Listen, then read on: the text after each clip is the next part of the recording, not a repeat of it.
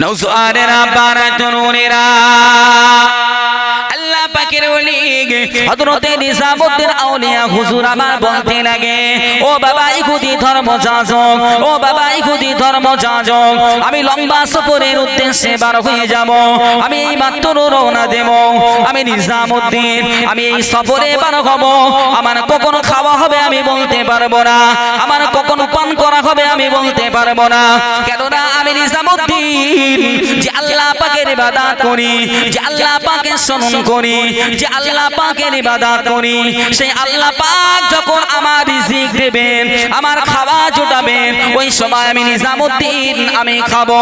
আল্লাহ পাক যখন আমার পান করাবেন, পানির ব্যবস্থা করে দেবেন, ওই সময় ছাড়া আমি নিজামউদ্দিন পানি পান করতে পারবো না, খাবার কষ্ট হবে। বাবা তুমি তুর্কি জমিন থেকে কষ্ট করে এসেছো বাবা, বড় মেহনত করে এসেছো বাবা, আমার সঙ্গে গেলে তুমি সহ্য করতে পারবে না বাবা, তোমার বড় কষ্ট হয়ে যাবে।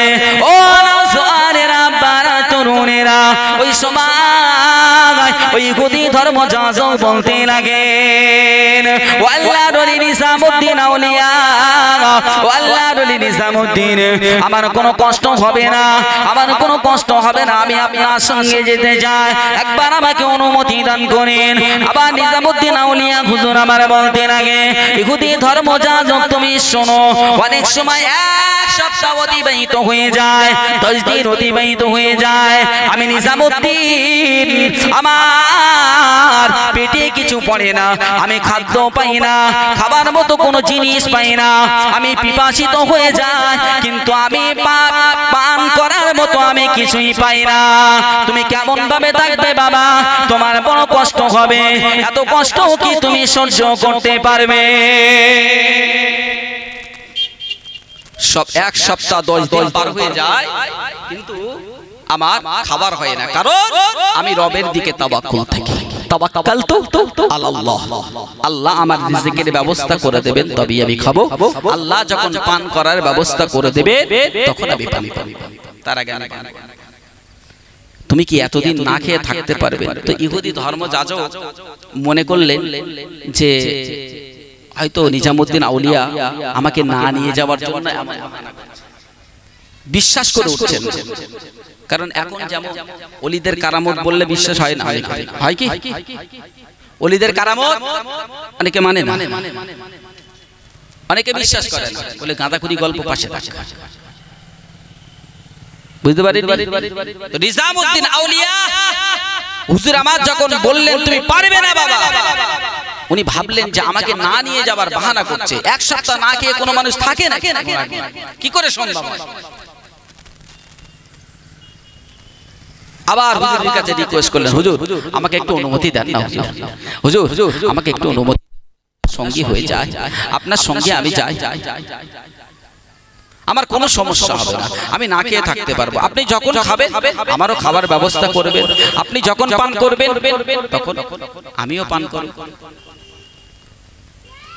নওজোয়ানেরা বারাতুনেরা আল্লাহর ওলি নিজামউদ্দিন আউলিয়া রাহমাতুল্লাহ আলাইহি হুজুর আমার যখন বারবার আকুতি বিনতি করতে লাগলেন, ইহুদি ব্যক্তিটা বারবার যখন অনুরোধ করতে লাগলেন, হুজুর থাকতে না পেরে অনুমতি প্রদান করলেন, ও বাবা ইহুদি ধর্মযাজক যাও বাবা রেডি হয়ে নাও, সবাই চলে যায় বাবা, সফরের উদ্দেশ্যে রওনা দিতে হবে বাবা, তবে তোমার শর্তটা তুমি মনে রেখো, যতক্ষণ না সময় পর্যন্ত আমার রব আমাকে খাওয়াবেন, আমার রব আমাকে পান করাবেন, ততক্ষণ সময় পর্যন্ত খাওয়ার জন্য পান করার জন্য আমার কাছে আরজি জানাতে পারবে না। কথাটা মাথায় রেখো, আমি যতক্ষণ সময় পর্যন্ত আমার রব আমাকে না খাওয়াবেন পান করাবেন, সেই সময় পর্যন্ত যেন আমার কাছে আরজি রাখবে না যে আমার ক্ষুধা লেগেছে, আমার পিপাসিত হয়ে পড়েছি, আমার কিছু পান করার প্রয়োজন, অভিযোগ দিলে হবে না। বললেন ঠিক আছে চলে, বার হয়ে গেলেন। একদিন যায়, দুদিন যায়, 3 দিন যায়, 4 দিন, 5 দিন, 6 দিন অতিবাহিত হয়ে গেল। আল্লাহর ওলি নিজামউদ্দিন আউলিয়া হুজুর আমার চলতে শুরু করলেন, খাওয়া নাই, কোনো পান করা নাই, কোনো ব্যবস্থাপনাও নাই। যখন এক সপ্তাহ অতিবাহিত হয়ে যায়, ইহুদি ধর্মযাজক ক্ষুধার্ত হয়ে পড়েছেন, ক্ষুধায় কাতর হয়ে পড়েছেন, পিপাসিত হয়ে পড়েছেন, বড্ড ক্ষুধায় পড়ে গেছেন। কি করবেন বুঝতে পারছেন না। উনি চিন্তা করলেন কি করব। নিজামউদ্দিন আউলিয়া হুজুর আমার তো শর্ত দিয়েছেন, আমি কি বলবো কি বলবো না। উনি ক্ষুধার যন্ত্রণা জ্বালা সহ্য করতে না পেরে আস্তে আস্তে গুটি গুটি হুজুরের পাশে গিয়ে বলতে থাকে, ও আল্লাহর ওলি নিজামউদ্দিন আউলিয়া রাহমাতুল্লাহ আলাইহি হুজুর আমার তো বড় ক্ষুধা পেয়েছে, আমার বড় ক্ষুধা পেয়েছে, আমি পিপাসিত হয়ে পড়েছি, আমার হাঁটার কোনো শক্তি নাই, আমি আর চলতে পারছি না। ও আল্লাহর ওলি আপনি কি আমার জন্য একটু খাওয়ার ব্যবস্থা করতে পারবেন না? আপনি কি আমার জন্য একটু পান করার ব্যবস্থা করতে পারবেন না? আল্লাহ পাকের ওলি নিজামউদ্দিন আউলিয়া হুজুর আমার জবাব দেয়, ও বাবা ইহুদি ধর্মযাজক, প্রথমেই তো আমি বলেছিলাম, আমি তো শর্ত দিয়েছিলাম যে রাস্তায় তুমি ক্ষুধার জন্য কিছু বলতে পারবে না, তুমি পান করার জন্য কিছু বলতে পারবে না। কেননা আমার রব, আমার রব্বে কারীম, আমার আল্লাহ পাক যখন আমাকে খাওয়াবেন, আমার আল্লাহ পাক যখন আমাকে পান করাবেন, তখনই আমি পান করব, তখনই আমি ভক্ষণ করব। আমার আল্লাহ যখন পান করাবে তখন আমি পান করব, আল্লাহ যখন খাওয়াবে তখন আমি খাবো। তোমাকে বলি দিয়েছি, তুমি তো সেই শর্তে রাজি হলে, এখন হলো অধৈর্য হলে তো হবে না। আবার আবার এই তো হয়ে গেল, আর চলতে পারছে না, আর হাঁটা শক্তি এক সপ্তাহ পার হয়ে গেছে, আর থাকতে পারে না খেয়ে? রমজান মাসে 13 ঘন্টা 14 ঘন্টা না খেয়ে আমাদের কি হাল হয় বুঝতে পারছেন? 13 ঘন্টা না খেয়ে অনেক মুসলমানের বাচ্চারা রয়েছে, তারা এই কষ্টের জ্বালায় রোজা যেই কাছাকাছি আসে তাড়াতাড়ি বলবে আমার গ্যাসের ব্যথা এত বেরিয়েছে, গ্যাসের যন্ত্রণা এমন হয়েছে, আমি রোজা করতে পারি না। আরে চাচা তুমি চার দোকানে বিড়ি টানতো কেন গো? আর বাপ বলিস নি, গ্যাসের জ্বালা যন্ত্রণায় রোজা রাখতে পারি না। চাচা বিড়ি ছাড়ি, বিড়ি ছাড়া যাবে না, রোজা চলে যায়। মানে আল্লাহ পাক বলছে তোকে জাহান্নামে দেব না, কারণ বড় ভালোবেসে দুনিয়ায় পাঠিয়েছি, আমি তোদের খুব ভালোবাসি। আল্লাহ আমাদের খুব ভালোবাসে, মহব্বত করে দিয়েছে, দুনিয়ায় পাঠিয়েছে, হাবিবের উম্মত বানিয়েছে। সুযোগ কত আছে, আল্লাহ পাক চাই না যে হাবিবের কোন উম্মত জাহান্নামে যাক, কিন্তু আমরা জোর করে জাহান্নাম ডেকে নিচ্ছি। ফরজ বিধান, রমজান মাস আসলেই যত কষ্ট। কষ্টটা কিসের? এই যে বিড়ি খাওয়া হবে, সর্বনাশ, পেট একেবারে ফুলে যাবে। সকালে বিড়ি না হলে বাথরুমই হবে না। একটা বিড়িতে আবার কেউ কেউ বলে 7টা ডাবের কাজ করে, কেউ বলে আপেলের কাজ করে। এই তো মুসলমানের অবস্থা।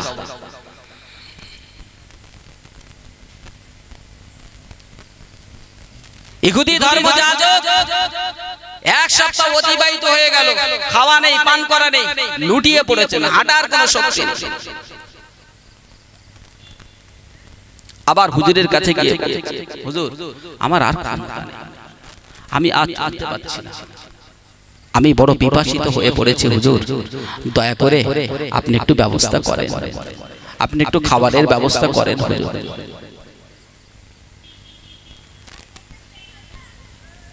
হুজুর আবার বললেন, তুমি কি শর্ত দিয়েছিলে মনে নেই? তুমি কি ভুলে গেছো? আমি কি তোমাকে বলে নিয়ে এসেছি? আবার চুপ হয়ে গেলেন। কিছুক্ষণ পরে আবার বলছে, হুজুর একটু খাবারের ব্যবস্থা আপনি করেন, আমি চলতে পারছি না, পিপাসায় কাতর হয়ে পড়েছে। 7 দিন সময়টা তো ফাও না। ওলিদের জীবন আদর্শগুলো এখন এইসব কারামতগুলো, কষ্টের দিনগুলো, যে তারা কতটা আল্লাহর উপরে তাওয়াক্কুল করেছে, ধৈর্য সফরের সঙ্গে দিন অতিবাহিত করেছে, আমাদের মনে হয় যে পাকা মাগাচ্ছে, মনে হয় না? অনেকে মনে করে যে নবীকে দোজাহানের বাদশা বানিয়েছে, যে নবীকে দোজাহানের বাদশা বানানো হয়েছে সেই নবী একদিন দুদিন তিন দিন না খেয়ে কাটিয়েছিলেন। কাদের জন্য? এই হতভাগাদের জন্য, এই হতভাগাদের জন্য। আর আজকে আমরা বাহাদুরি দেখাও, কতদিন রক্তের দিয়ে যাচ্ছে দেখাও। ধরা একদিন পড়তে হবে। মৃত্যু নামক বস্তু থেকে কেউ বাঁচতে পারবে না। মৃত্যু যখন চলে আসবে হাই হুতাশ ছাড়া আর কিছুই কাজে আসবে না। রক্তের তেজ আছে, চলতে পারছি, ফিরতে পারছি, মনে করছি বিরাট ব্যাপার। নওজওয়ানেরা, বারা, তরুণেরা, যুবকেরা, আল্লাহ নবী হাবিবুল্লাহ জনাবে মুহাম্মদুর রাসূলুল্লাহ জানিয়ে দেন, ও বাবা সাহাবারা, ও বাবা সাহাবীরা, বাবা তোমরা জেনে রেখে দাও, শুনে রেখে দাও, আমি যদি আল্লাহ পাক রব্বুল আলামিনের কাছে ফরিয়াদ করতাম, আমি যদি আল্লাহ পাকের দরবারে যদি দরখাস্ত জানাতাম, তাহলে তোমরা যে মদিনার পাহাড়গুলো দেখতে পাও, মক্কা যে পাহাড়গুলো দেখতে পাও, আমার আল্লাহ পাক ওই সমস্ত পাহাড়গুলোকে আমি হাবিবুল্লাহ আমার জন্য সোনায় পরিণত করে দিতে। সেই নবী না খেয়ে কাটিয়েছে, যে নবীর এক ইশারায় পাহাড়টা সোনা হয়ে যেত। খন্দকের যুদ্ধের কথা মনে পড়ে যায়। ও নওজওয়ানেরা, ও নবীর উম্মাত উম্মাতানিরা, আল্লাহ নবী হাবিবুল্লাহ মুস্তাফা নবী আবার সাহাবায়ে কেরামদের নিয়ে পরীক্ষা খনন করছেন, গর্ত খনন করছেন। পরীক্ষা খনন করতে করতে একটা বড় পাথর পড়ে গেছে। ওই পাথরটা কোন সাহাবা ভাঙতে পারছে না, ওই পাথরটা কেউ ভাঙতে পারছে না, ওই পাথরটা কোন সাহাবা ওখান থেকে তুলতেও পারছে না। এমন ক্ষমতা কারো গায়ে নেই। সকলে বেরিয়ে এসে আল্লাহ রাসূলের কাছে অভিযোগ জানায়, আল্লাহ রাসূলের কাছে জানায়, আসসালাতু ওয়াসসালামু আলাইকা ইয়া রাসূলুল্লাহ ইয়া হাবিবাল্লাহ, হুজুর ইয়া রাসূলুল্লাহ ইয়া হাবিবাল্লাহ। পরীক্ষা খনন করতে করতে একটা বড় পাথর পড়ে গেছে, ইয়া রাসূলুল্লাহ একটা বড় পাথর পড়ে গেছে। ওই পাথরটা আমরা কেউ ভাঙতে পারছি না, ইয়া রাসূলুল্লাহ ওই পাথরটাকে আমরা ওখান থেকে উঠাবো, আমরা তুলে ফেলবো, ইয়া রাসূলুল্লাহ আমাদের দ্বারা সম্ভব হচ্ছে না, ইয়া রাসূলুল্লাহ ইয়া হাবিবাল্লাহ, হুজুর আমরা কি ওটা বাদ দিয়ে অন্য কোথাও পরীক্ষা খনন করব? আমরা এখন কি করব? আল্লাহ নবী হাবিবুল্লাহ জনাবে মুহাম্মদুর রাসূলুল্লাহ সাল্লাল্লাহু আলাইহি ওয়াসাল্লাম বলতে লাগেন, ও বাবা সাহাবারা, ও বাবা সাহাবীরা, বাবা চলো আমি হাবিবুল্লাহ গিয়ে দেখি অবস্থাটা কি। আল্লাহ নবী আমার সাহাবায়ে কেরামদের সঙ্গে গেলেন, কি আল্লাহ নবী দেখলেন যে বড় একটা পাথর পরীক্ষা খননের মাঝখানে রয়েছে। আল্লাহ নবী আমার ওখানে নামলেন। আল্লাহ নবী নামার পরে আল্লাহ নবী হাবিবুল্লাহ মুস্তাফা নবী এই পরীক্ষা খননের মধ্যে নামলেন। নামার পরে একটাই পাথরের উপরে আঘাত করলেন। আঘাত করার সাথে সাথে ওই পাথরটা চূর্ণ বিচূর্ণ হয়ে গেল। আর একটু জোরে হবে না সুবহানাল্লাহ? ও নওজওয়ানেরা, বারা, সোনার মানিকেরা, আল্লাহ নবী যখন পাথরে আঘাত করলেন পাথরটা চূর্ণ বিচূর্ণ হয়ে গেল। আল্লাহ নবী পরীক্ষা থেকে উঠছেন, উপরে চলে আসবেন। সাহাবায়ে কেরামেরা লক্ষ্য করেন, সাহাবায়ে কেরামেরা লক্ষ্য করেন যে আল্লাহ নবী হাবিবুল্লাহ মুস্তাফা নবীর পেট মোবারকে পাথর বাঁধা আছে। যে মানুষটা ক্ষুধার যন্ত্রণায় পেটে পাথর বেঁধে রেখেছেন, যার ইশারায় সোনাগুলো পাহাড়গুলো সোনায় পরিণত হয়, দোজাহানের বাদশা নবীদিগের শিরোমণি, সেই নবী না খেয়ে কাটিয়েছেন। ক্ষুধার্ত অবস্থায় পাথরকে আঘাত করলেন, চূর্ণ বিচূর্ণ হয়ে গেল। আমার আল্লাহ পারেন কি পারেন না? নবী ওলি সাহাবায়ে কেরামদের দ্বারা আমার আল্লাহ পাকের নিদর্শনগুলো পৃথিবীর মানুষের কাছে ঘটিয়ে দেখান। বলেন সুবহানাল্লাহ।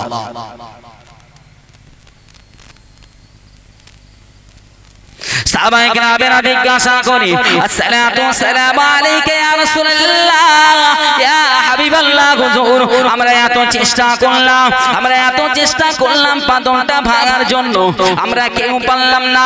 আবু বকর, হযরতে ওমর, হযরতে আলী, হযরতে উসমান গনি রাদিয়াল্লাহু তাআলা আনহুমা বড় বড় সাহাবারা তাবু সাহাবারা চেষ্টা করলেন কিন্তু পারলেন না।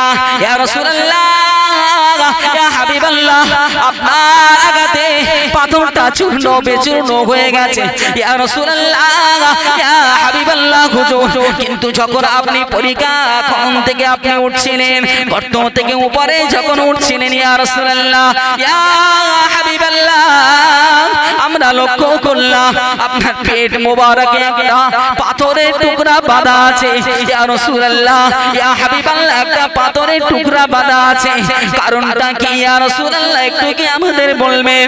আল্লাহর নবী হাবিবুল্লাহ মুস্তাফা আরবি আমার জানিয়ে দেয়, ও বাবা সাহাবারা, বাবা ও বাবা সাহাবীরা, বাবা আমি আখিরি জামানার নবী, আমি আখিরি জামানার পয়গম্বর। আজ 3 দিন অতিবাহিত হয়ে গেল, আজ 3টি দিন অতিবাহিত হয়ে গেল বাবা সাহাবারা, কিন্তু আমি হাবিবুল্লাহ খাওয়ার মতো কিছু পাই না।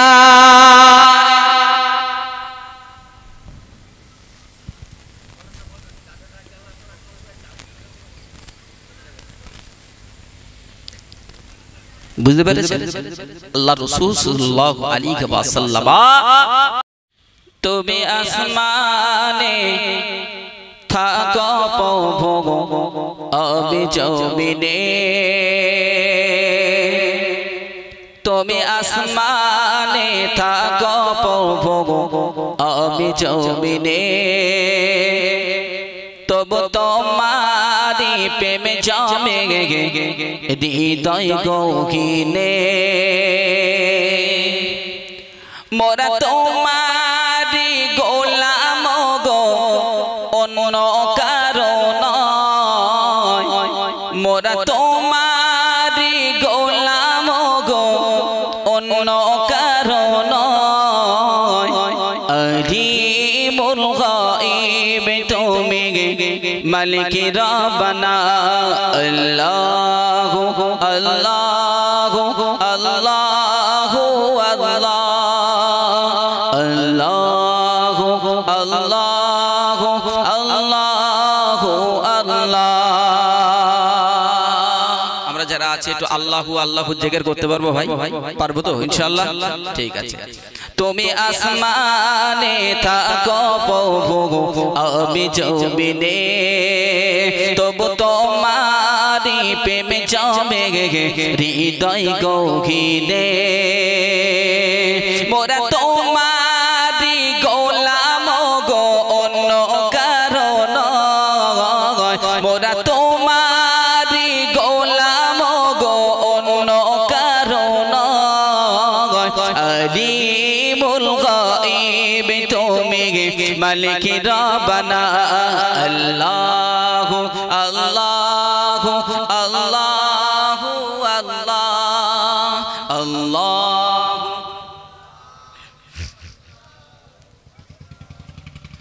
তোমারি রহম ছাড়া বাঁচা বড় দায়, প্রতিদিনে প্রতিক্ষণে জড়িয়ে রাখো গো আমার। আল্লাহ পাকের রহম ছাড়া এই পৃথিবীর জমিনেতে কারো কেউ বাঁচতে পারবে না, এবং আল্লাহ পাক প্রত্যেকটা বান্দা ও বান্দির প্রতি আল্লাহ পাক রহমত বর্ষণ করে। যদি এই রহমত, এই বরকতটা আল্লাহ পাক তুলে নেন, তাহলে কোনো বান্দা কোনো বান্দির দ্বারা বাঁচা একেবারে অসম্ভব। তাই কবি লিখছে, তোমারি রহম ছাড়া বাঁচা বড় দায়, প্রতিদিনে প্রতিক্ষণে জড়িয়ে রাখো গো আমার। কত শত ভুল মাফ করে দাও, কত শত ভুল মাফ করে দাও, জানা কি অজানা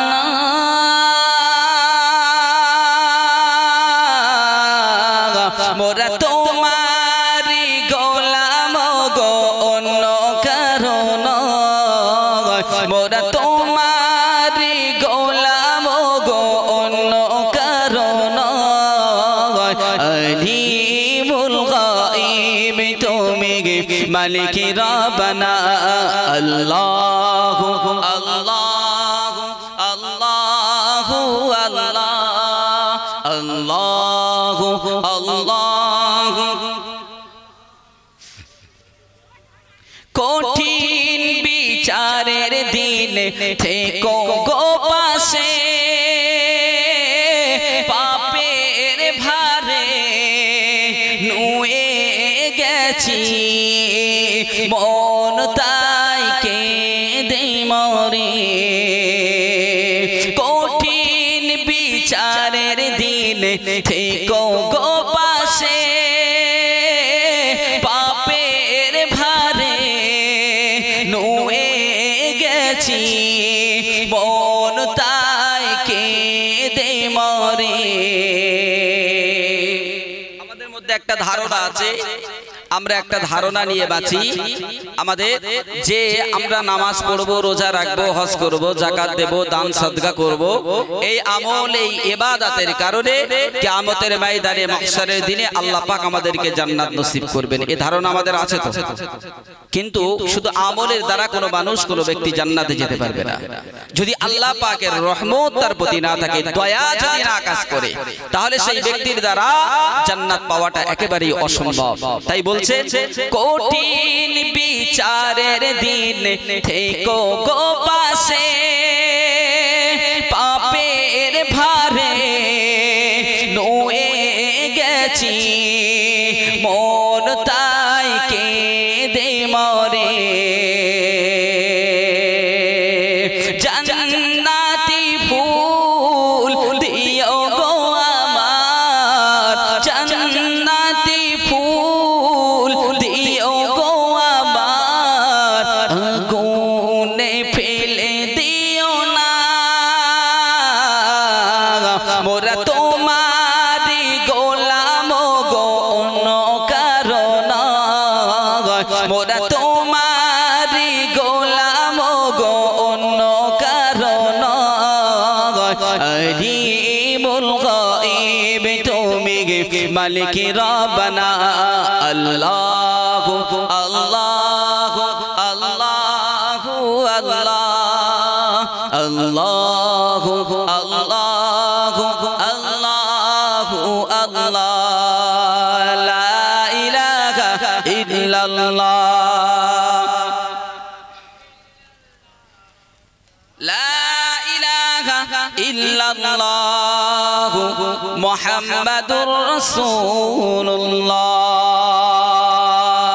সাল্লাল্লাহু আলাইহি ওয়াসাল্লাম সর্বকারে সর্বপ্রথমে মহান রব রব্বে কারীমের দরবারে অসংখ্য শুকরিয়া আদায় করি যে মহান রব রব্বে কারীম আমাদেরকে আজ মেটোয়াইট গ্রামে পবিত্র জান্নাতের বাগানে দুনিয়াবী সমস্ত কর্মকাণ্ড থেকে আমাদের গুটিগত কিছু মানুষকে বিরত রেখে আল্লাহ পাক দয়া করে মেহেরবানি করে এই মজলিসে বসার আসার মতো তৌফিক দান করেছেন তাই ভক্তি চিত্তে সেই রবের দরবারে শুকরিয়া আদায় করি সকলে বলি আলহামদুলিল্লাহ একটু জোরে হবে নাকি অল্প বলে ভয় পাচ্ছ ভালো জায়গায় সবাই যায় যায় কি ভালো জিনিস সবার নসিবে জুটবে না চিন্তার কারণ নেই এটা রাসূলুল্লাহর জামানার আগ থেকে হয়ে আসছে চাপ লবার কোনো ব্যাপার নেই কেউ যদি নাও থাকে চাপ আছে চাপ নেই হ্যাঁ ভালো জিনিস সবার নসিবে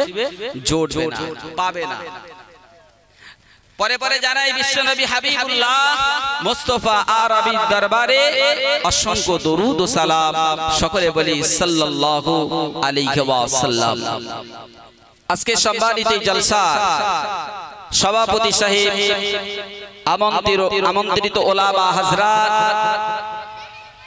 বিশেষ করে আপনাদের গ্রামের ইমাম সাহেব বন্ধুবর হাফেজ আব্দুর রাজ্জাক সাহেব সাথে সাথে মেটোয়াইট গ্রামবাসী জন তরুণ যুবক ভাইয়েরা মুরব্বী বাপেরা পর্দা নাসিরা আম্মা জান ও বোনেরা সকলকে আমার আন্তরিক সালাম ও মোবারকবাদ জানিয়ে মহান রবের দরবারে দরখাস্ত রাখি রব যদি চান কিছু কথা আপনাদের সম্মুখে বলিয়ে দেবেন ইনশাআল্লাহ কিছু কথা বলবো আমি কোরআনুল কারীমের একটি আয়াতে কারীম আপনাদের কাছে তেলাওয়াত করেছি।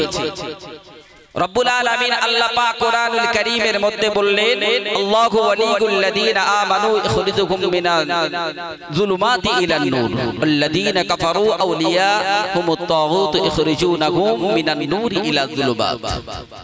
আল্লাহ পাক রব্বুল আলামিন বললেন যে দুনিয়ার জমিনে আমি আমার বান্দাদেরকে পাঠিয়েছি, বান্দীদেরকে পাঠিয়েছি। আমার এর পিছনে একটা উদ্দেশ্য আছে, রহস্য আছে। রহস্যটা কি? ওমা খালাকতুল জিন্না ওয়াল ইনসা ইল্লা লিআবুদুন। দুনিয়ার জমিনে আমি আমার বান্দাদের বান্দীদেরকে আমি দুনিয়ার জমিনে পাঠাবো, তারা দুনিয়ার জমিনে যাবে ইল্লা লিআবুদুন, তারা আমি আল্লাহ পাক, আমি স্রষ্টা, আমার গুণকীর্তন করবে, আমার গুণকীর্তন করবে, আমার ইবাদত করবে। এটাই আমার চাওয়া, এটাই আমার পাওয়া। এটা রবের অর্ডার, ইবাদত বান্দিগি করতে। আল্লাহ পাক রব্বুল আলামিন আমাদেরকে সৃষ্টি করলেন, দুনিয়ার জমিনে পাঠালেন, কিন্তু কোরআনুল কারীমের মধ্যে আল্লাহ পাক বললেন যে পৃথিবীতে যাদেরকে আমি পাঠিয়েছি, যত মানুষ আছে, যত বান্দা আছে। আচ্ছা, আল্লাহ পাকের বান্দাকে শুধু আমরা মুসলমান বলে কি আমরা কলেমা পড়ি বলে আমরা তো শুধু হিন্দু, খ্রিস্টান, জৈন, ইহুদি, নাসারা যারা আছে সবার রব তো আল্লাহ। একটা ধর্মের মানুষ এক এক ধরনের এক এক রকমের ভাষায় রবকে ডাকতে পারে, কিন্তু রব আল্লাহ একজনই। আল্লাহ পাক সকলকে দুনিয়ার জমিনে পাঠিয়েছেন। পাঠানোর পরে রব্বুল আলামিন আল্লাহ পাক রব্বে কারীম বললেন যে আমি আল্লাহ পাক এই বান্দাদের, আমার এই বান্দীদের মধ্যে আমি দুইজন অভিভাবক। আমি আল্লাহ একজন, আর একটা হলো শয়তান। অভিভাবক মানে কি? যার কথা মতো আমরা চলাফেরা করি। আমাদের প্রত্যেকের বাড়িতে বাপ আছে, গার্জিয়ান হিসাবে, অভিভাবক হিসাবে। তাহলে বাপের কথা আমরা মেনে চলি তো। বাপের কথা যদি না মানি, মায়ের কথা মানি, মাও একটা অভিভাবক।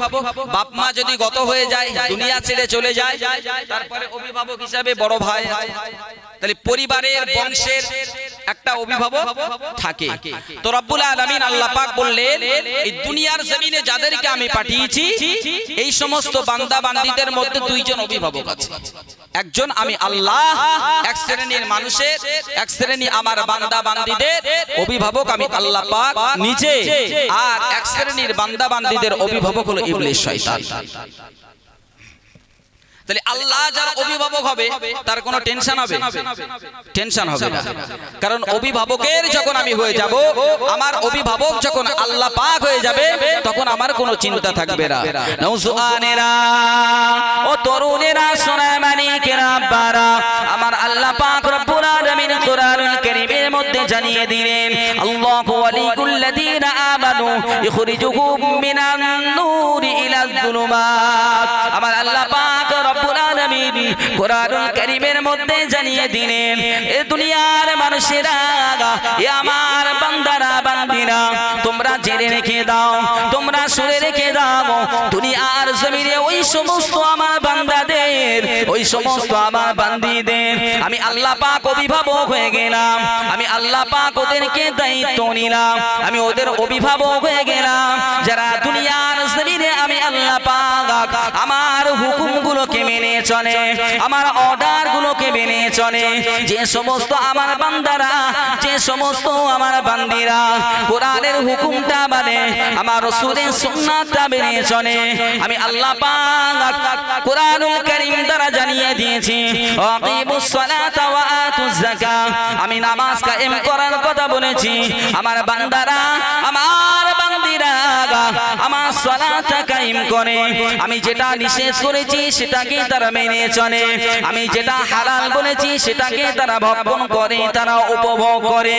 কিন্তু জেনে রেখে দাও বান্দারা, এ আমার বান্দীরা, দুনিয়ার জমিনে বড় মায়া বড় মহাব্বত মমতা দিয়ে তোমাদেরকে আমি দুনিয়া জমিনে পাঠিয়েছি কিন্তু সবার অভিভাবক হিসাবে আমি আল্লাহ পাক নন আমি সবার অভিভাবক নই সবার অভিভাবক নই কেবলমাত্র যারা আমার হুকুমগুলো মেনে চলে যারা আমার অর্ডার গুলোকে মেনে চলে আমার আদেশগুলোকে মেনে চলে আমার রাসূলের আমার হাবিবের আদেশ নিষেধগুলোকে মেনে চলে আমি আল্লাহ পাক তাদেরকে অভিভাবক হিসাবে থাকলাম অভিভাবক সবার নন আল্লাহ পাক বললেন অভিভাবক আমি তাদের হলাম যারা দুনিয়ার জমিনেতে আমার ইবাদত বندگی করবে আমার ইবাদত বندگی করবে সালাত আদায় করবে সিয়াম পালন করবে হজ করবে যাকাত দেবে যে সমস্ত বান্দারা হারাম হালালটা বেঁচে খাবে হুকুকুল্লাহ হুকুকুল ইবাদ এই সমস্ত বিষয়গুলো মেইনটেইন করে চলবে ওই সমস্ত বান্দাদের ওই সমস্ত বান্দীদের অভিভাবক আমি আল্লাহ নিজে বলেন সুবহানাল্লাহ নওজোয়ানেরা তরুণেরা আব্বারা আমার আল্লাহ পাক রব্বুল আলামিন কোরআনুল কারীমের ওই আয়াতের মধ্যে বললেন আল্লাযীনা আমানু ইখরিজুহুম মিনান নূরি ইলা যুলুমাত আমার আল্লাহ পাক রব্বুল আলামিন বললেন এই জগৎবাসীরা বিশ্ববাসীরা শুনে রেখে দাও ওই সমস্ত বান্দাদের অভিভাবক আমি নয় যারা দুনিয়ার জমিনে আমার হুকুমটা মানে না দুনিয়ার জমিনে যারা আমার হুকুমটা অমান্য করে আমার অর্ডারটা অমান্য করে আমি আল্লাহ আমার থেকে মুখটা ফিরিয়ে নেয় ওদের অভিভাবক তো আমি আল্লাহ পাক নই ওদের অভিভাবক হলো ইবলিস শয়তান যারা আল্লাহর দিক থেকে মুখটা ঘুরিয়ে নেবে মুখটা ফিরিয়ে নেবে ওদের অভিভাবক হলো ইবলিস শয়তান এটা আল্লাহ পাক বলেছেন আল্লাহু ওয়ালিউল্লাযীনা আমানু ইখরিজুহুম মিনাজ যুলুমাতি ইলান নূর ওয়াল্লাযীনা কাফারু আউলিয়াহুমুত তাগুত ইখরিজুনাহুম মিনান নূরি ইলা যুলুমাত আল্লাহ পাক অভিভাবক হিসেবে আমাদের কেমন ভাবে খেয়াল রাখেন আমার আল্লাহ পাক রব্বুল আলামিন বলেন আমি যাদের অভিভাবক হয়ে যাই আমি যাদের অভিভাবক হয়ে যাই তখন আমি আল্লাহ পাক রব্বুল আলামিন ওই সমস্ত আমার বান্দাদের ওই সমস্ত আমার বান্দীদের দুনিয়াবি খারাপি কাজ থেকে আমি আল্লাহ পাক বিরত রেখে দেই আমি আল্লাহ পাক যাদের অভিভাবক হয়ে যায় তাদেরকে আমি হেফাজত করি তাদের উপরে আমার রহমত বর্ষণ করি তাদের দিকে আমার দৃষ্টি থাকে এ নওজোয়ানেরা আব্বারা তরুণেরা এই সোনার মালিকেরা আমার আল্লাহ পাক বলেন আমি আল্লাহ পাক রব্বুল আলামিন বলেন যখন আমার বান্দারা যখন আমার বান্দীরা তারা যখন অন্ধকারের দিকে চলে যায় আধারের দিকে চলে যায় অন্ধকারের দিকে চলে যায় আমি আল্লাহ পাক রব্বুল আলামিন আমার কুদরতি ক্ষমতায় আমার কুদরতি ক্ষমতায় ওই সমস্ত বান্দাদেরকে ওই সমস্ত বান্দীদেরকে আমি আল্লাহ পাক অন্ধকার থেকে টেনে টেনে আধার থেকে টেনে টেনে আমি আল্লাহ পাক আলো রাস্তাটা ধরিয়ে দিই একটু জোরে খাই না সুবহানাল্লাহ আল্লাহ পাক বললেন আমি যাদের অভিভাবক হই তাদের বিপদ থেকে আমি রক্ষা করি আর তাদেরকে অন্ধকারের রাস্তা মানে খারাপ রাস্তা বাজে রাস্তা থেকে টেনে টেনে আমি আল্লাহ সঠিক রাস্তার একটা পথিক বানিয়ে দেই সঠিক রাস্তায় তাদেরকে পরিচালিত করি আমার আল্লাহ পাক রব্বুল আলামিন বললেন যে সমস্ত আমার বান্দাদের অভিভাবক হিসাবে শয়তান নিযুক্ত হয়ে যায় যখন আমার কোন বান্দী ইবলিস শয়তানকে অভিভাবক হিসাবে গ্রহণ করে তখন ওই বান্দাকে আলো রাস্তা থেকে সওয়াবের রাস্তা থেকে নেকির রাস্তা থেকে ওই সময় ইবলিস শয়তান তাদেরকে প্ররোচনায় ফেলে তাদেরকে ধোঁকায় ফেলে দিয়ে তাদেরকে অন্ধকারের মধ্যে পরিচালিত করে আল্লাহ পাক বললেন ইবলিস শয়তান যখন অভিভাবক হয়ে যাবে কারোর তখন সেই ব্যক্তিটা আলোর রাস্তাটা ছেড়ে দেবে অন্ধকারের রাস্তা যাবে অন্ধকারের রাস্তার দিকে ধাবিত হবে আজকের মিলাদুন নবীর জলসা হচ্ছে মিলাদুন নবী জলসা এত টাকা খরচা করে জলসা দিলাম বিরাট ব্যাপার বক্তা আসবে 20,000, 25,000, 30,000, 40,000 টাকা দামের বক্তা আসবে, কিন্তু শুনবে কেডা? কে জলসা দিদি বলে? শোনার যখন মানুষ নেই তাহলে জলসা দিয়ে লাভ আছে? লাভ নেই। আসলে আমরা আল্লাহ বলা হয়ে গেছি, আমরা রব বলা হয়ে গেছি। মিলাদ যখন মেলায় পরিণত হয়েছে, কুটুম দাউদ দাও, বাড়ি 2-10 কেজি করে গোস্ত এসো, রান্না করো, খেয়ে দিয়ে ঘুমাও। মিলাদ শুনে ঘোড়ার ডিম হবে নাকি? মিলাদ শুনে কি হবে? মিলাদ শোনার কোনো দরকার নেই। মানুষের এই মুসিবত, এই মন মানসিকতা তৈরি করেছে। এই মুসলমান মার খাবে না কেডা খাবে? এ মুসলমান মার খাবে না কে খাবে? মসজিদে যাবি নি, মাদ্রাসায় যাবি নি, জলসায় যাবি নি, যাবি কোথায়? জাহান্নামে যাবি, জাহান্নামে। অভিভাবক তো শয়তান হয়ে গেছে। একটু ভাবনা চিন্তা করে দেখো, তুমি যে রাস্তাটা ধরেছো এই রাস্তাটা আল্লাহর রাস্তা না শয়তানের রাস্তা? একটু ভেবে দেখো। আর তোমার স্থানটা কোন জায়গায়? আল্লাহ আয়াতের অংশে বলে দিয়েছে, উলাইকা আসহাবুন নার। আমার আল্লাহ পাক রব্বুল আলামিন বললেন, যাদের অভিভাবক আমি নই, আমি যাদের অভিভাবক নই, আমি আল্লাহ পাক তোমাদেরকে জানিয়ে দিলাম, ওই সমস্ত আমার বান্দাদের, ওই সমস্ত আমার বান্দীদের অভিভাবক হিসাবে যখন শয়তান নিযুক্ত হয়ে যাবে, ওই সমস্ত বান্দাদের অবস্থান হবে জাহান্নাম। উলাইকা আসহাবুন নার, ওরা আগুনের অধিবাসী হয়ে যাবে, ওরা জাহান্নামের অধিবাসী হয়ে যাবে। হুম ফিহা খালিদুন। শুধু তাই নয়, শুধু জাহান্নামায় দেবে না, জাহান্নামায় তো আমরা অনেকে যাব, হয়তো গুনার কারণে, দুনিয়ার জমিনে কিঞ্চিত গুনার কারণে। কারণ আল্লাহ পাক বলেছেন, ফামাই আমাল মিসকালা যাররাতিন খায়রান ইয়ারা ওয়া মাই আমাল মিসকালা যাররাতিন শাররান ইয়ারা। আল্লাহর হিসাবটা বড় সূক্ষ্ম, বড় কঠিন। আমার আল্লাহ পাক বলেছেন, দুনিয়া জমিনে যখন আমার বান্দারা এক বিন্দু পরিমাণ ভালো কাজ করবে, আমি আল্লাহ পাক ওই ভালো কাজের ফলটা আমি আল্লাহ তাদেরকে দেব। আবার যখন আমার বান্দারা এক টুকরো খারাপ কাজ করবে, যারা পরিমাণ গুনার কাজ করবে, তার ফল আমার বান্দা বান্দীদের ভোগ করতে হবে।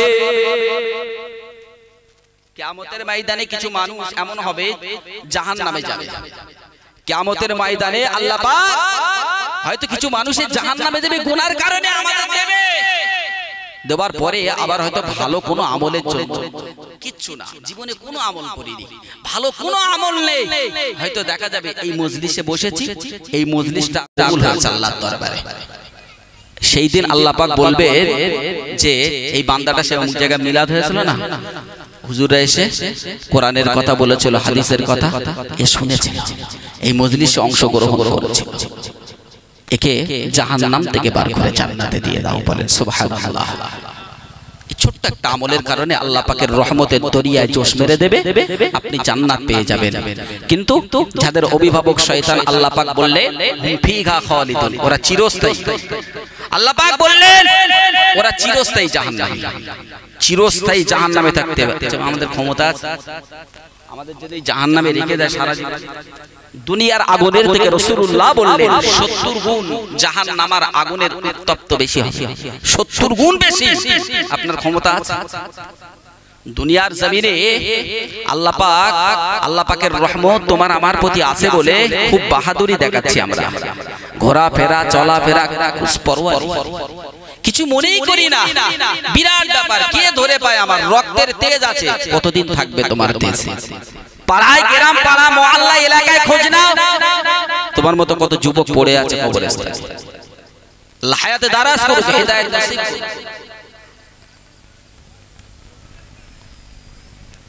অতটা সহজ নয়, খুব কঠিন আছে।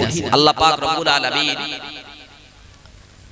যুবক বয়সের ইবাদতের গুরুত্বটা সব থেকে বেশি দেবেন কিয়ামতের ময়দানে। বলেন সুবহানাল্লাহ। বুড়ো হয়ে গেছে একটা মানুষ, বয়স হয়ে গেছে, তার তো কাজ নেই, অবসর জীবন। সে তো মসজিদে যেয়ে মাথা ঠুকবে, নামাজ আদায় করবে, সে বেশি বেশি সিয়াম পালন করবে, এটা তো স্বাভাবিক বিষয়। কিন্তু একটা যুবক বয়সে এই রক্তের তেজকে দমন করে ইবাদত করাটা বড় কঠিন। ইবাদত করা অনেক কঠিন। ওই জন্য রাসূলুল্লাহ সাল্লাল্লাহু আলাইহি ওয়াসাল্লাম এই যুবক বয়সে ইবাদত বেশি গুরুত্ব দিয়েছেন রাসূলুল্লাহ সাল্লাল্লাহু আলাইহি ওয়াসাল্লাম। আজকে আমরা মনে করছি বিরাট কিছু করে ফেলেছে। তোমার কাছে ফ্রি ফায়ার খেলার সময় আছে, পাবজি খেলার সময় আছে, ফুটবল খেলা, ক্রিকেট খেলা, খেলা করা, খেলা দেখা সব সময় আছে, কিন্তু নবিয়ানা মজলিসে বসতে বললে যাব না। আসলে সারাদিন পেশাব করে পানি লেই নিতে বসবে। এই মুসলমানের বাচ্চা সারাদিন পেশাব করে পানি লেয় না, তার মিলাদে এসে বসবে কি, একটু লজ্জা লাগে। এর আইডল, এটা আদর্শ বানিয়েছে তো মিঠুন চক্রবর্তী। কোথাকার সে বিরাট কোহলি, কোন খেলোয়াড় কিভাবে চুল কেটেছে, দাড়ি কেটেছে, তাকে কি রাখে না ভাই? রাগ হয় না? এই তো এদের আইডল। এরা তো মুহাম্মদুর রাসূলুল্লাহকে আইডল হিসাবে নেয়, আদর্শ হিসাবে নেয়। আমার আল্লাহ পাক রব্বুল আলামিন বললেন, লাকাদ কানা লাকুম ফি রাসূলিল্লাহি উসওয়াতুল হাসানা। আমার হাবিবুল্লাহ মুস্তাফা আরবিকে তোমাদের মাঝে আমি আল্লাহ পাক পাঠিয়ে দিয়েছি, তোমাদের প্রতি আমি দয়া দেখিয়েছি, তোমাদের প্রতি আমি রহমত বর্ষণ করেছি। হাবিবুল্লাহকে তোমাদের মাঝে পাঠিয়েছি। আমার হাবিবুল্লাহকে তোমরা ফলো করো, আদর্শ হিসাবে মানো। কেননা আমার হাবিবুল্লাহ মুস্তাফা আরবি হলো সব থেকে বড় আদর্শবান ব্যক্তি। তুমি নবীকে ছেড়ে দিয়ে নবীর উম্মত বলে দাবি করো, নবীর উম্মত বলে দাবি করা চুল কাটতে তো সেই মিঠুন চক্রবর্তীর মতো, সালমান খান, শাহরুখ খান, বেঈমান নাস্তিকদের মতো। উপায় কি হবে? বাঁচতে পারবে তো? বাঁচতে পারবে তো? যদি পারো সমস্যা নেই। মজলিসে যখন আলেম ওলামাদের মজলিস হয়, হাক্কানি আলেম ওলামা হাফেজ এদের সংস্পর্শে থাকলে কি গুনাহ হয়? গুনাহ হয় না। বরং আল্লাহ রাসূল সাল্লাল্লাহু আলাইহি আল মারউ মা মান আহাব্বা। দুনিয়ার জমিনে আমরা যাদের সঙ্গে ভালোবাসা রাখবো, মহাব্বত রাখবো, ওঠা বসা চলাফেরা আমাদের থাকবে, কিয়ামতের ময়দানে মাহশারের দিনে তাদের সঙ্গে আল্লাহ পাক হাসর নাসর করাবেন। বলেন সুবহানাল্লাহ। আচ্ছা, একটা ভালো মানুষের সঙ্গে একটা মাওলানা সাহেব, হাফেজ সাহেব, একটা হাজী সাহেব, একটা নামাজি পরেজগার মুত্তাকি ব্যক্তির সঙ্গে যদি আমার সম্পর্ক থাকে, তাহলে আমি ধন্য হলাম তো নাকি? কারণ কিয়ামতের ময়দানে যেটা কঠিন সময়, কেউ থাকবে না, সঙ্গী হিসাবে কাউকে পাওয়া যাবে না। সেই কঠিন সময়ে আমার আপনার একই জায়গায় যদি একটা হাক্কানি আলেম, হাফেজ, একটা মুমিন মুত্তাকির সঙ্গে হাসর নাসর হয়, এর মতন সৌভাগ্য নসিব আমাদের আছে। নওজোয়ানের আব্বারা আল্লাহ নবী হাবিবুল্লাহ মুস্তাফা রবি আমার জানিয়ে দেন, قال رسول الله صلى الله عليه وسلم المرء من احبه। আল্লাহ নবী আমার জানিয়ে দেয়, ও বাবা সাহাবারা, ও বাবা সাহাবীরা, বাবা জেনে রেখে দাও, শুনে রেখে দাও, কিয়ামতের ময়দানে মাহশারের দিনে আমার আল্লাহ পাক রব্বুল আলামিন ওই সমস্ত ব্যক্তিদেরকে একত্রিতভাবে হাসর নাসর করাবেন। ওই সমস্ত ব্যক্তিদের সঙ্গে দুনিয়া জমিনে যে সমস্ত বান্দারা, যে বান্দা বান্দীদের সঙ্গে ভালোবাসা মহব্বত স্থাপন করবে, ভালোবাসা মহব্বত স্থাপন করবেন, কিয়ামতের ময়দানে মাহশারের দিনে আমার আল্লাহ পাক ওই সমস্ত বান্দাদের সঙ্গে, বান্দীদের সঙ্গে একই কাতারে হাসর নাসর হবে। দুনিয়া জমিনেতে যদি কোনো মানুষ কোনো ভালো মানুষের সঙ্গে, যদি কোনো আল্লাহর ওলি মানুষের সঙ্গে যদি সাহাবায়ে কেরামদেরকে ভালোবাসে, নবীদেরকে মহব্বত করে, প্যার করে, বুক ভরা ভালোবাসা নিয়ে দুনিয়া জমিনে জীবন যাপন করে, ও বাবা সাহাবারা, কিয়ামতের ময়দানে মাহশারের দিনে ওই সমস্ত আল্লাহ পাকের প্রিয় বান্দাদের সঙ্গে, ওই সমস্ত প্রিয় বান্দীদের সঙ্গে আমার আল্লাহ পাক হাসর নাসরটা ঘটাবেন। যদি আমার কোনো উম্মত উম্মতানি, যদি আল্লাহ পাকের কোনো বান্দা বান্দি যদি কোনো মত করে সঙ্গে ভালোবাসা স্থাপন করে, কোনো জুয়া করে সঙ্গে ভালোবাসা স্থাপন করে, কোনো ইহুদি নাসারার সঙ্গে ওঠা বসা চলাফেরা রাখে, তাহলে কিয়ামতের ময়দানে মহাশারে দিনে ওই বিড়ি কো সুদ কর গাঁজা কো তাড়ি কর ওই ইহুদি নাসারার সঙ্গে আল্লাহ পাক হাসর নাসরটা করাবে। আচ্ছা, ভালো মানুষের সঙ্গে হাসর নাসর হলে জায়গাটা কোথায় পাবো? আর খারাপ মানুষের সঙ্গে হাসর নাসর যদি হয় কোথায় পাবো জায়গাটা? জান্নাত আর জাহান্নাম। মাশাআল্লাহ, আলহামদুলিল্লাহ। ভালো মানুষের সঙ্গ যখন দেবেন আপনি ভালো, আপনার জায়গাটাও ভালো, আখিরাত ভালো হবে, দুনিয়াও ভালো হবে, আখিরাতও ভালো হবে। আর যখন আপনার সঙ্গটা খারাপ হবে, দুনিয়াও নরক তৈরি হবে, আখিরাতও নরক তৈরি হবে। শুধু তাই তাই, আপনি হয়তো ভাবলেন যে দুনিয়ায় আমি একসঙ্গে ওঠা বসা করেছি, দুনিয়ায় বাঁচার জন্য করতে হয়, থাকতে হয়, এই জন্য। কিন্তু আখিরাতে কেন? আপনি হয়তো আল্লাহর কাছে দাবি রাখেন, আমি হয়তো আল্লাহর কাছে, আল্লাহ কেন দুনিয়ায় প্রয়োজনে হয়তো চলেছি, কিন্তু এখন কেন আমি এক জায়গায় থাকবো? আমি থাকবো না, এ কথা বলতে পারবে না।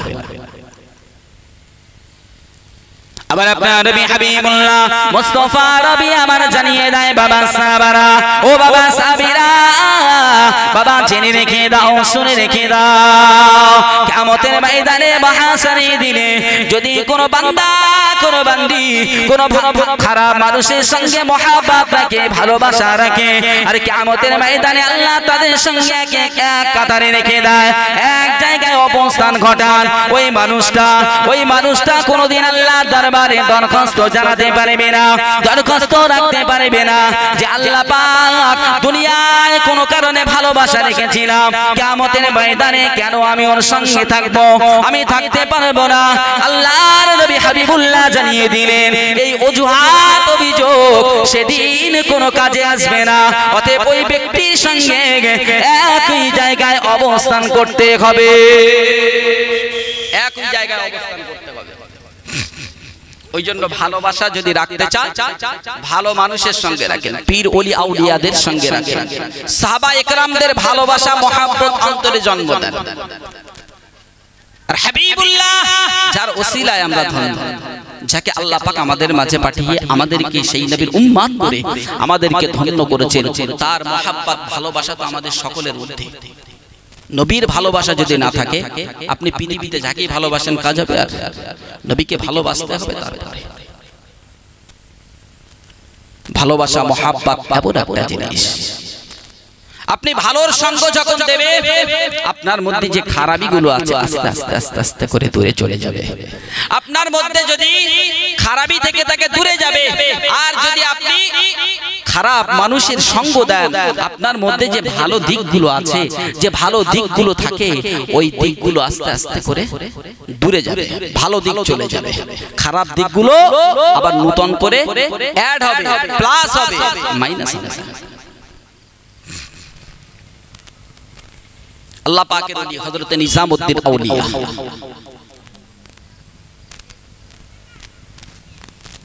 দিল্লি যার মাজার আছে, জানা আছে নিজামউদ্দিন আউলিয়া রাহমাতুল্লাহ। হুজুর আমার সফরে যাবার উদ্দেশ্যে তৈরি হচ্ছে, একটা সফরে বার। এমন সময় একজন ব্যক্তি আসলেন তুর্কি থেকে। বাড়ি কোথায়? তুর্কি বাড়ি। হুজুরের বাড়িতে আসলেন, এসে হুজুরকে ডাকাডাকি করছে। হুজুর ঘরের মধ্যে তোড়জোড় করছেন, সফরে যাবে, বার হয়ে যাবে।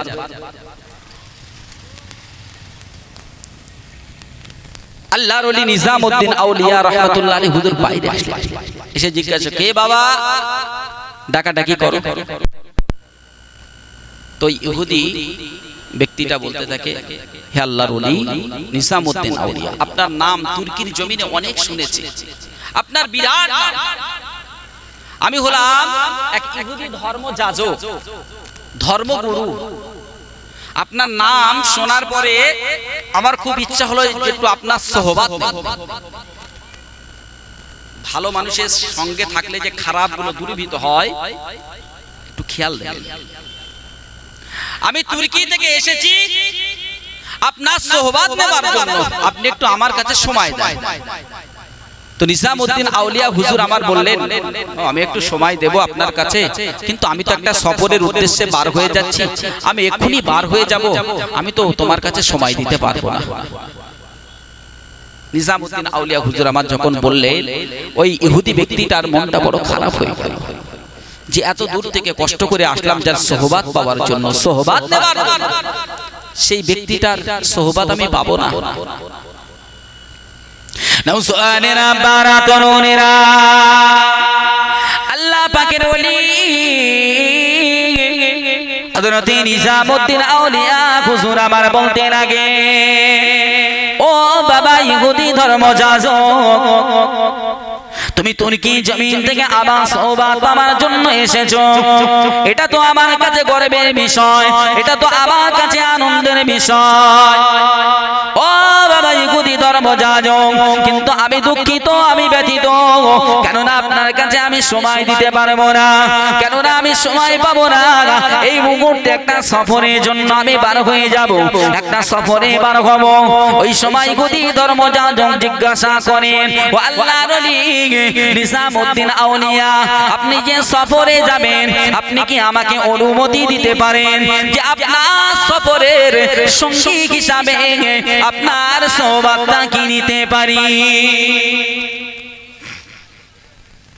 হুজুর, আপনার সফরের সঙ্গী হয়ে কি আপনার সোহবাতটা পেতে পারি? তো হুজুর বললেন, বাবা তুমি তো আমার কাছে যাবে, অনেক দিনের সফর, দূরের সফর, কষ্ট হবে বাবা। বারবার রিকোয়েস্ট করছে, অনুরোধ করছে যে হুজুর আপনার সোহবাতটা আমি নেব, আপনার সোহবাতটা আমার দরকার।